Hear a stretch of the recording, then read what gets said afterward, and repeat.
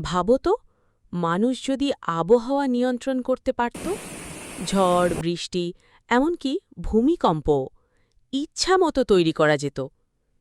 এই কারণেই বহু বছর ধরে একটি নাম মানুষকে ভয় আর রহস্যে রেখেছে: high frequency active auroral research program বা হার্প। অ্যালাস্কাতে অবস্থিত এই গবেষণা কেন্দ্র মূলত আয়নোস্ফিয়ার নিয়ে গবেষণা করে। বিজ্ঞানীরা এখানে শক্তিশালী রেডিও তরঙ্গ ব্যবহার করেন।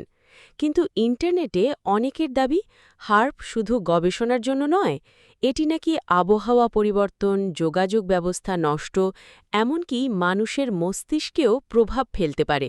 যদিও এর কোনো শক্ত বৈজ্ঞানিক প্রমাণ এখনও পাওয়া যায়নি, অনেক বিজ্ঞানী বলেন এসব শুধু কনস্পিরেসি থিওরি।